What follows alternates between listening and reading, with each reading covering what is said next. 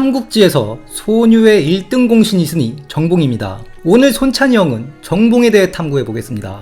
보통 정봉이라 하면 개돌 특화 영웅적 서사로 유명한데 사실 그의 가장 큰 업적은 황제 소뉴와 손잡고 권신 손침을 주살한 것입니다. 사실 소뉴가 오나라 입장에서는 굉장히 아쉬운 군주예요. 소뉴가 책벌레였죠. 손침도 몰아냈고 성군이 될 수 있었는데 29세에 요절합니다. 소뉴와 정봉의 짝짝꿍이 사실상 정봉의 서사 중 가장 큰 이벤트이기 때문에 이 부분에 포인트를 두고 영상을 시청하시면 더욱 재밌을 겁니다. 정봉의 자는 승연이며 여강군 안풍현 출신입니다. 참고로 제가 만든 지도에는 이 안풍이 예주 소속 군으로 되어 있죠. 조비 때 이 안풍현이 예주로 편입되고 안풍군의 치소로 승격됩니다. 제가 지도를 220년 기준으로 만든 이유는 이때의 행정구역이 지금 우리 관점에서 보기에 편의상 가장 잘 정리가 되어 있기 때문이에요. 즉 정봉이 태어났을 때는 양주 여강군 안풍현이 맞다. 물론 정봉의 탄생 연도가 전해지지 않지만 손씨일가 4대를 모시고 나중에 관위가 서주목, 가절,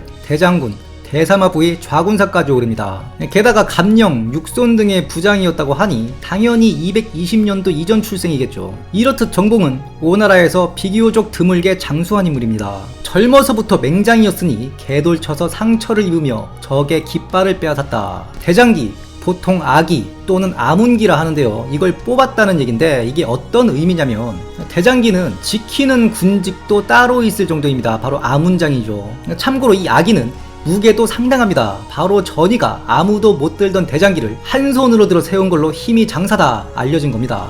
그리고 허저의 아들 허이가 바로 아문장이었죠. 종회가 트집 잡아서 목을 베어버린 그 허이, 종회 편에서 얘기한 것 같은데 이 아문장은 지휘관의 측근이에요.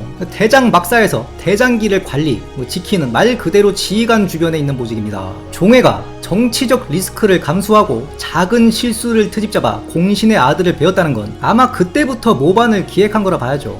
눈의 가시가 바로 옆에서 대장기를 지킨다 생각해보세요. 모의해야 할 측근들과 밀담이나 제대로 나눌 수 있겠냐 이 말이죠. 참고로 위나라에서는 이 아문장을 더 대우해서 아문장군으로 격상시키기도 합니다. 대장기를 뽑는다는 건 이런 의미가 있는 거예요. 개돌 쳐서 아문장을 패고 대장의 막사를 점령했다. 이름이 알려질만 하죠. 정봉은 전투마다 적장을 참수하여 편장군에 임명되었다. 싸움 하나로 장군이 된 겁니다. 솔량이 즉위했을 때는 승진하여 광군 장군 및 도정우에 봉해졌다. 이후 위군과 오군이 동흥제에서 한번 맞붙는데 바로 제갈각의 커리어 하이일 때입니다. 사마사, 제갈각 둘 다 전공이 필요할 때였어요. 참고로 동흥제와 동흥전투는 영상 하나 분량이라 나중에 따로 하도록 하겠습니다. 사마사가 제갈탄과 호준을 보내 동흥을 공격하였다. 이에 제갈각이 친정하니 장수들이 태부가 왔으니 적들은 알아서 물러갈 것이다. 당시 제갈각의 명성과 이름값이 상당했거든요. 그리고 이 동흥제에서의 승리로 제갈각이 독중외 제군사, 즉 중군과 외군을 모두 지휘하는 군직 끝판왕에 오르는 겁니다. 이 동흥제를 간략하게 설명을 안 할 수는 없을 것 같은데 송권이 쌓아놨던 제방이에요. 동흥제방이라 하면 이해가 빠릅니다. 그런데 만든 건 송권인데 호수에 이 제방을 쌓아놨더니 위나라 애들이 사용료도 안 내고 여기에 배를 대고 군사행동을 하는 겁니다. 거기다 이것 때문에 전투도 진 적이 있어요. 그래서 송권이 그냥 버려놓은 걸 제갈각이 후대에 보수를 합니다. 그러니까 위나라가 자극받은 거예요. 사마사, 제갈각 둘 다 전공이 필요한 상태에서 먼저 쳐들어간 건 사마사지만 이런 부분에서 사실상 제갈각이 먼저 싸움을 걸었다라고 보는 관점도 있는 겁니다. 제갈탄과 호준의 병력은 7만, 작전은 이 제방을 다시 부수는 거였어요. 이에 제갈각이 4만을 끌고 오는 겁니다. 그러니 장수들이 태부가 왔다. 적들은 도망갈 것이다. 오직 정봉만이 아니다. 저 군세를 봐라. 절대 빈손으로 돌아갈 리 없다. 대책을 세워야 한다. 적이 오지 않을 거라고 믿지 마라. 우리가 승리할 수 있는 방안을 찾아야 된다. 제갈각이 도착하자 정봉이 제갈각한테 계책을 냅니다. 저기 성 2개 보이시죠? 저길 먹어야 됩니다. 제갈각은 정봉, 유찬 등을 선봉으로 개돌시킵니다. 근데 그때가 눈발이 날리는 추운 날씨였어요. 술을 안 먹을 수가 없죠. 당시 중국은 술의 정제 기술이 지금 같지 않았기 때문에 술을 항상 끓여서 먹었습니다. 안 그러면 탈나요. 그래서 술이 식기 전에 이런 어구가 탄생한 겁니다. 뜨끈한 술이니 몸 데피는데 딱 좋죠. 게다가 개돌치는 정봉과 유찬의 병력이 얼마 안 되었다. 정봉은 단 3,000기를 데리고 개돌쳤습니다. 적들은 비웃으면서 술을 퍼마시고 있었다. 이에 정봉과 유찬이 기슭에 올라 개돌치고 여기에 여거까지 합류하니 위군이 대패합니다. 그냥 대패가 아니에요. 나간 태수를 비롯한 수만이 빠져 죽었다. 게다가 청야를 하지도 못했죠. 수많은 물자와 수천 마리의 소와 말을 확보했다. 엄청난 대승이었습니다. 물론 이 승리로 인해 위상이 올라간 제갈각이 독중외 제군사에 봉해지고 중회군 총 20만을 자출해서 합비 꼬라박을 하다 장특한테 막혀서 성과 없이 퇴각하고 병사를 댄 호족들이 큰 손해를 입었는데도 제갈각이 고압적으로 나오자 결국 호족들의 눈치를 보던 황제 손양과 종친 손준에 의해 제거되는 거예요. 참고로 손준은 제갈각을 한번 모략해서 살려준 적도 있는 인물인데 이때 호족들의 반발이 여차하면 나라까지 뒤엎을 정도였다고 보여집니다. 그러니 제거할 수밖에 없던 거예요. 암튼 정봉은 동응제에서의 공으로 멸구장군 및 도향후로 승진하였다. 자기위에서 정우보다 향후가 더 높습니다. 가장 높은 게 현우고요. 현우 정도 되면 만호우라 할 수 있습니다. 다만 도정우, 도향후는 그 갭 차이가 크지 않아요. 앞에 지역 이름이 붙은 자기가 알짜입니다.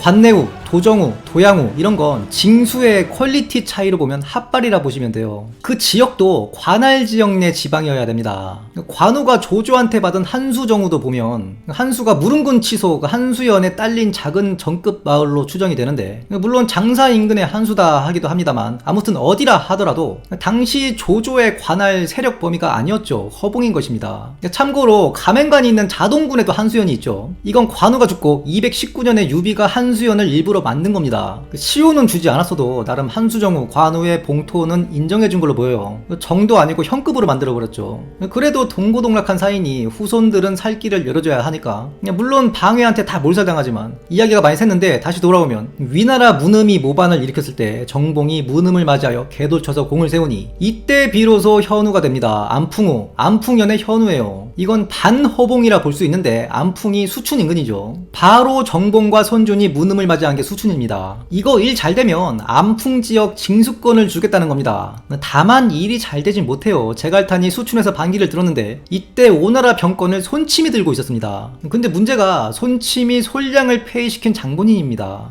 그리고 손유를 황제로 올린 거거든요. 제갈탄의 난이 실패로 돌아가면서 손침의 커리어에 문제가 생기는 거죠. 원래 손유도 손침의 눈치를 많이 본 것 같아요. 만약 제갈탄의 난을 손침이 성공적으로 이끌었다면 아마 손침이 찬탈을 했을 거라 봐요. 자기 손으로 손유를 황제로 올렸으니 황제를 한번 손 좀 봐줘야겠다 공공연히 말하고 다니던 작자였죠. 기회를 잡은 손유는 손침을 제거할 모의를 합니다. 이에 일찍이 손유를 따르던 장포가 이런 일을 할 자는 계략이 뛰어난 좌장군 정봉밖에 없다. 참 뻔한 계획인데 홍문연의 사례를 이용해요.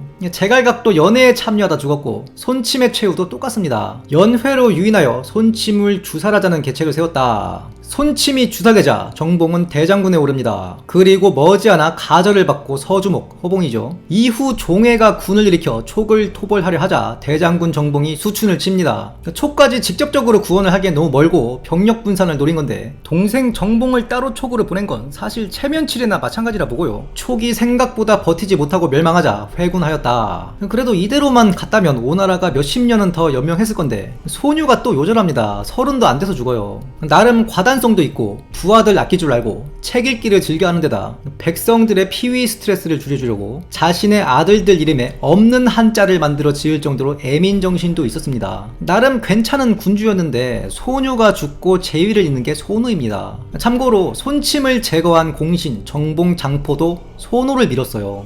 그리고 훗날 손우한테 역으로 당하게 되는 겁니다. 정봉은 손우 밑에서 큰 활약을 하지 못합니다. 손우가 합비를 치라 했을 때 이간책에 성공하긴 했는데 결과적으로 원정의 성과가 없자 손우가 정봉의 부하를 참하였다. 그리고 손우가 이후에 내가 직접 원정을 하겠다. 그 원정을 한다는 놈이 후궁을 대규모로 대동하고 갑니다. 당연히 원정은 실패하는데 이 원정 때 이미 정봉은 와병 중이었던 것 같아요. 머지않아 사망합니다. 손우는 정봉의 공이 없음을 벌하여 그 가솔들을 임천으로 귀양 보냈다. 그나마 정봉은 낫죠. 장포는 어떻게 되었느냐? 손우한테 죽습니다. 그리고 장포의 두 딸이 상당한 미인이었다. 그중 동생을 후궁으로 들이는데 손우가 아버지의 원수죠. 그 원수가 이렇게 묻는 겁니다. 그래 가부장 잘 계시고. 이러니 장포의 딸이 도적에게 죽었습니다. 손우가 대누해서 장포의 딸을 죽여버립니다. 그리고 출가한 또 다른 큰 딸을 빼앗아서 후궁으로 들여요. 이후 정사는 제끼고 매일 술만 퍼먹고 사는 거죠. 물론 손우가 이 장포의 큰 딸을 진심으로 사랑했다 나오긴 합니다. 오늘도 역경루에서 오침 중인 손찬이 형을 조은이 급히 깨어 물으니 장군 정봉이 계책 있는 자라 하나 내 동의하지 못하겠소. 어찌 손호를 내세운 것이오. 손휴의 후계 유조는 태자 손만이지 않았소. 손찬이 형이 귀찮은 듯 답하니 만욱, 복양흥, 장포, 정봉 등이 택현을 했다 하나 이는 신하된 자의 교만으로 응당 받들어야 할 명규호보다 정치적 이득을 앞세웠기 때문이오. 손호는 손유의 조카로 손유의 네 아들이 있는 한 황제가 될 수 없는 자였어. 이런 자를 추대하면 마음의 빛이 생기지 않겠소. 물론 손호는 은혜를 원수로 갖기에 마다하지 않는 자였으니 자업자득인 것이오. 다만 이는 지략과는 관계없는 정치적인 문제라 볼 수 있어. 이에 조은이 골똘히 생각하더니 내 오늘 이 역경루의 서열을 명확히 해야겠어. 손찬이 형이 아니 내 이미 그대를 두 잡장을 호군으로 두는 도독에 임명하지 않았어. 이에 조은이 고개를 저으며 그대와의 서열 말이오. 최근 영상을 보아하니 내 인기도가 그대를 추월하고 있는 듯한데. 이에 손찬이 형이 말없이 고구마 말랭이 석종을 꺼내주니 조은은 만족한 듯이 취침을 하러 가더라. 이에 손찬이 형이 묵특에게 삥 뜯기는 한 고조의 신세가 오늘날을 이르는 것이로구나 한탄하며 다시 오침을 청하였다.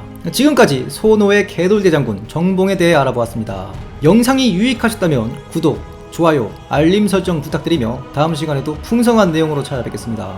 감사합니다.